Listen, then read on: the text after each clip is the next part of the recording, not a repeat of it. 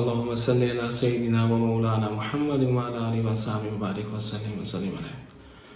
السلام علیکم ویورز، امید ہے آپ سب خیریت سے ہوں گے۔ میں اس موضوع کو لے کر آیا ہوں کہ آپ لوگوں کے سامنے یہ وضاحت کی جا سکے اور آپ لوگوں کو یہ فرق بتایا جا سکے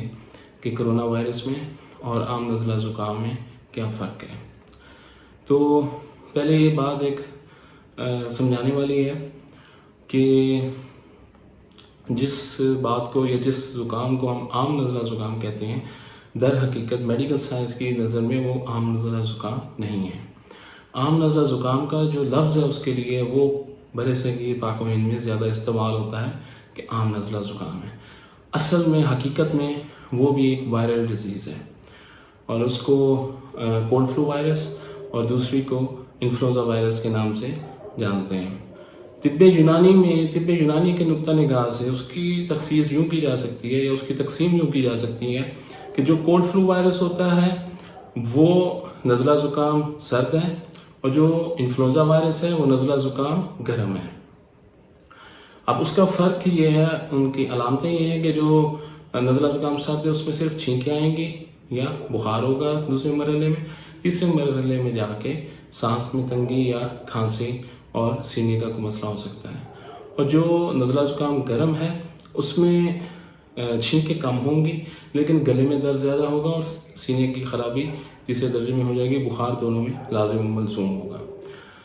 اب یہ دونوں امراض جو ہیں یہ وبا کی شکل میں امریکہ میں اور یورپ میں اور ٹھنڈے علاقوں میں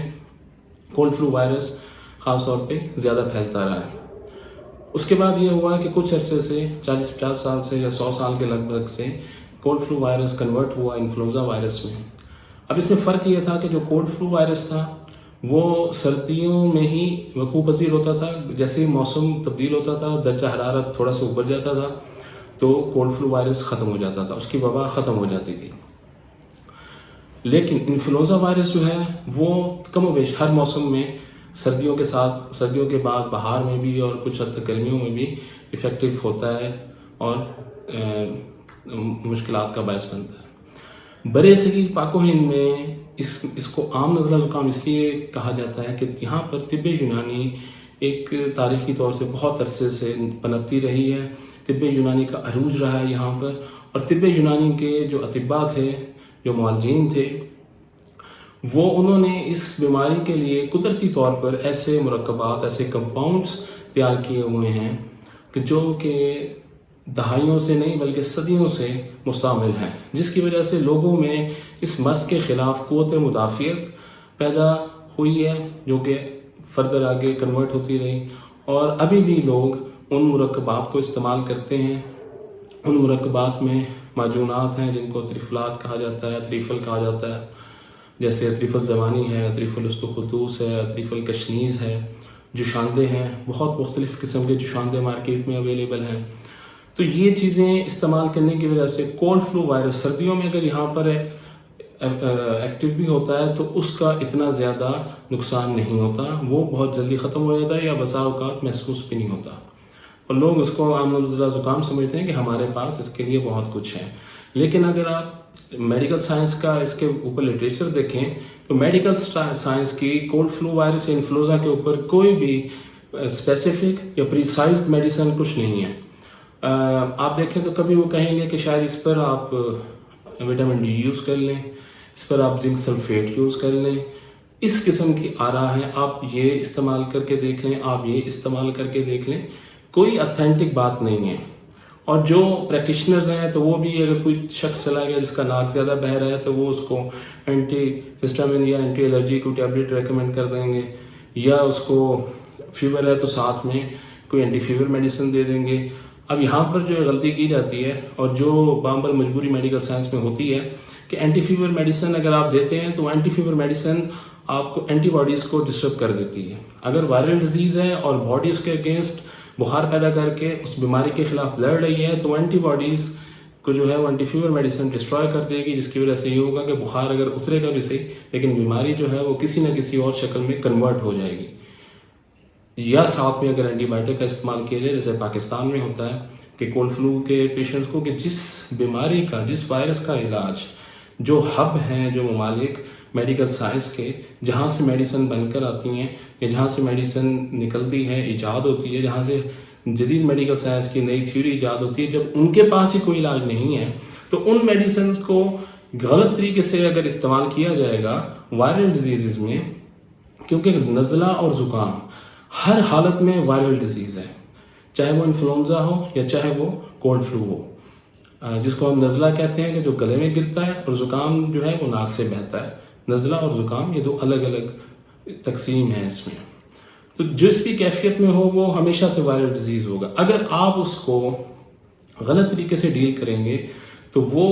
جو بیماری 2 سے 3 دن میں ختم ہونی ہے وہ آپ کو سالوں تک لٹکائے رکھے گی۔ اس میں ہوگا یہ کہ یا تو آپ ڈسٹ الرجی کے پیشنٹ بن جائیں گے یا آپ استھما کے پیشنٹ بن جائیں گے اگر اس کو غلط ڈیل کیا جائے گا تو، جو کہ پاکستان میں کثرت سے ہوتا ہے۔ اب آتے ہیں کرونا وائرس کی طرف۔ کرونا وائرس حقیقت میں یہ انہی ہی انفلوئنزا اور کولڈ فلو وائرس کا تسلسل ہے، لیکن اس میں فرق یہ ہے کہ اس میں چھینکیں تو بہت کم آئیں گی یا نہیں آتی، اس میں گلا بہت زیادہ خراب ہوتا ہے، گلا بہت زیادہ خراب ہوتا ہے، اور گلا خراب ہونے کے فوراً بعد اس میں سینہ جو ہے وہ جکڑا جاتا ہے، سینے میں گھٹن آنا شروع ہو جاتی ہے۔ اور ایک سب سے اہم نقطہ جس سے آپ پہچان سکتے ہیں وہ یہ ہے کہ کرونا وائرس کے مریض میں جو بلغم پیدا ہوگا وہ بلغم اتنا گاڑھا ہوگا کہ مریض کو اس کو تھوکنے میں بھی مسئلہ بنتا ہے، مشکل آتی ہے کہ وہ مشکل سے نکلتا ہے منہ سے بھی۔ اور یہی گاڑھا پن اس کا جب پھیپھڑوں پہ چپکتا ہے تو سانس میں گھٹن پیدا کر دیتا ہے، اور گلے میں ساتھ بھی چپک جائے تو بالکل ہی سانس لینے میں دشواری ہو جاتی ہے اور مریض بہت سیریس کنڈیشن تک چلا جاتا ہے۔ اب اس کی اگر پیتھولوجی دیکھیں تو اس میں یہ ہے کہ کوئی بھی وائرل، خاص طور پہ RNA وائرسز، کرونا، انفلوئنزا اور کولڈ فلو وائرس، یہ RNA وائرسز جتنے بھی ہیں یہ آپ کے انسان کے جسم میں پہلے پلازما میں ٹھہرتے ہیں، اور پلازما سے جب یہ بلڈ میں شامل ہوتے ہیں، جب بلڈ میں جائیں گے تو اس کے بعد بلڈ میں موجود وائٹ سیل جو ہیں وہ اس کے اگینسٹ کام کرتے ہیں، جس کے بعد پھر انسان کو فیل ہونا شروع ہوتا ہے کہ مجھے کچھ ہو رہا ہے، مجھے بخار ہو رہا ہے یا جسم میں درد ہو رہا ہے، تو علامتیں اس کے بعد سٹارٹ ہونا شروع ہو جاتی ہیں۔ اور جو خون میں پھر ٹریول کرتے ہیں تو وہ کسی بھی جگہ پہ پھر آپ کے گلے کو انفیکٹ کریں گے یا آپ کے سینے کو انفیکٹ کریں گے۔ تو پلازما میں جب ٹھہرتا ہے کرونا وائرس تو پلازما بھی تھک کر دیتا ہے، شدید گاڑھا کر دیتا ہے۔ اب اگر یہ 2 سچویشنز ہیں کہ یا تو وہ پلازما میں رہتے ہوئے جسم سے کسی طریقے سے نکل جائے، جس کی وجہ سے مریض کو کوئی خاص علامت نہیں ہوتی، مریض کو کوئی تکلیف نہیں ہوتی۔ دوسری کنڈیشن یہ بنتی ہے کہ وہ پلازما سے خون میں شامل ہو جاتا ہے۔ جب خون میں وہ شامل ہوتا ہے تو مریض کی قوت مدافعت اگر مضبوط ہے تو اس کو علامتیں کم ہوں گی،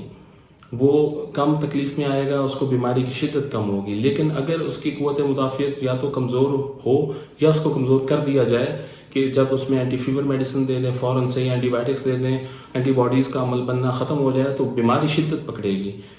بیماری جب شدت پکڑے گی، وقتی طور پر علامتوں میں کوئی تخفیف ہو سکتی ہے غلط علاج سے، بخار کی دوائیاں دے کے بخار اتار کر یا اینٹی بائیوٹکس کے استعمال سے، لیکن اس کے بعد کچھ عرصے کے بعد جب وہ وائرس دوبارہ سے اپنا ایک سرکل پورا کرے گا انسان کے جسم میں، انسان کے خون میں، تو اس وقت جو علامتیں پیدا ہوگی وہ شدید ہوں گی۔ بخار شدید شدت سے آئے گا، 104 تک بخار جا سکتا ہے، سانس میں گھٹن اور مسلسل کھانسی ہوگی، مریض کو تکلیف کے ساتھ مسلسل کھانسی ہوگی کہ جو کہ اس کو شدید تکلیف کا باعث بنے گی۔ یہ علامتیں غلط علاج کی وجہ سے سیریس ہوتی ہیں۔ تو اس میں جس پوائنٹ کی طرف میں یہ آنا چاہ رہا تھا کہ یہ آپ کے پلازما کو تھک کرتا ہے، اس کے بعد جو رطوبات یا جو بلغم آپ کے پھیپھڑوں میں ہوتا ہے اس کو اس حد تک گاڑھا کر دیتا ہے کہ اگر اس کو پراپر صحیح طریقے سے قوت مدافعت کو مضبوط بنا کر اس کو جسم سے نکالا نہ جا سکے تو یہ سانس لینے کا باعث بننے کے ساتھ ساتھ یہ ہارٹ کو بھی نقصان دے سکتا ہے۔ اس میں ہارٹ اٹیک بھی ہو سکتا ہے، ہارٹ فیلئر بھی ہو سکتا ہے فردر۔ اب میں نے پچھلی ویڈیو میں ایک بات کی تھی کہ یہ بیماری 1 سال تک رہے گی۔ RNA وائرسز ہیں، یہ ہوا میں زیادہ سرکولیٹ ہوتے ہیں، تو 1 سال تک چونکہ وائرس نیا ڈیولپ ہوا ہے تو جیسے جیسے لوگ ہیبیچول ہوتے جائیں گے ویسے ویسے اس کی شدت میں کمی آتی جائے گی، لیکن یہ جس موسم میں پیدا ہوا یہ اس موسم میں دوبارہ پیدا ہوگا اور دوبارہ ہی لوگوں کو یہ افیکٹ کرے گا۔ ویکسینیشن کی جو بات ہے تو آج تک کولڈ فلو وائرس کی کوئی ویکسین نہیں بن سکی۔ انفلوئنزا کی جو ویکسین بنی ہے وہ ویسے متنازع ہے، ہر سال اس میں چینجنگز آتی رہتی ہیں، ہر سال نئی ویکسین بنتی ہیں اور بہت سارے ممالک اس کو استعمال نہیں کرتے۔ جو میں نے پچھلی ویڈیو میں بتایا کہ اس کو کس طریقے سے اس کا علاج کیا جاتا تھا ایسے بیماریوں کا، اور ابھی بھی اس کا علاج انہی طریقہ کار سے کیا جائے گا۔ تو اب آج کل خاص طور پر یہ بہت زیادہ کہا جا رہا ہے کہ آپ وٹامن ڈی کا استعمال کریں، تو وٹامن ڈی کا استعمال اور کولڈ فلو وائرس میں اور انفلوئنزا وائرس میں ایک اندازہ تھا کہ شاید یہ کو فائدہ دے دے گا، کہ اس میں بہت سارے لوگوں کو اس کی ڈیفیشنسی دیکھی گئی تھی، لیکن وہ کنفرم نہیں تھا کہ وہ ڈیفیشنسی کرونا وائرس کی وجہ سے تھی یا کرونا وائرس اس ڈیفیشنسی کی وجہ سے ہوا ہے، یہ بھی کوئی کنفرم نہیں ہے۔ تو وٹامن ڈی کا اس کے ساتھ ڈائریکٹلی کوئی لنک نہیں ہے، وہ ایک آبزرویشن ہے، کچھ پیشنٹس میں آ گئی۔ اور یہاں پر بہت سارے لوگ میں نے دیکھا ہے کہ یوٹیوب کے اوپر بہت سارے حضرات، معالجین حضرات یہ مشورہ دے رہے ہیں کہ آپ وٹامن ڈی کا استعمال کریں، کبھی کہتے ہیں کہ آپ کچھ اور استعمال کریں، پریسائز کوئی بات نہیں کرتے، جو بات وہ کرتے ہیں وہ کاپی پیسٹ ہوتی ہے، جو باہر سے آئی ہوئی ہوتی ہے، وہاں پر کوئی چیز اٹھا کے یہاں پر اس کا ایک سسپینس اب کریٹ کر کے اس کو پھیلا دیا۔ وٹامن ڈی کا قطعاً اس کے ساتھ کوئی تعلق نہیں ہے، نہ کولڈ فلو وائرس کے ساتھ، نہ انفلوئنزا کے ساتھ، نہ کرونا وائرس کے ساتھ۔ اسٹل ابھی تک میڈیکل سائنس کا اس کے بارے میں کوئی لاجک نہیں ہے کہ وٹامن ڈی کا اس سے کیا ریلیشن ہے۔ تو انفلوئنزا میں، کرونا وائرس میں اور کولڈ فلو وائرس میں، انفلوئنزا اور کولڈ فلو وائرس کے لیے تو کچھ کرنے کی ضرورت نہیں ہے پاکستانیوں کو۔ طب یونانی کے ہی اتنی ادویات یہاں پر پریسائز موجود ہیں جو کہ دہائیوں سے اور ایک صدیوں سے استعمال کی جا رہی ہیں، وہ تو الحمدللہ آپ کے پاس پوری ایک میڈیکل اس کی میڈیسن کی ایک کھیپ موجود ہے۔ لیکن کرونا وائرس کے لیے حکومت کی ذمہ داری بنتی ہے کہ وہ ایسے عوامل کو، ملکی سطح پر موجود ایسی علوم کو جو کہ اس مٹی کے علوم ہیں ان کو سامنے لے کر آئے، ان پر توجہ دے اور ان لوگوں کو دعوت دے کہ وہ لوگ میدان عمل میں آئیں اور آ کر اپنا کردار ادا کریں۔ اب بات یہ ہے کہ اب یہ تو ایک وبا کی شکل میں بیماری پھیلی ہے، لیکن یہ بیماری اب ختم نہیں ہوگی،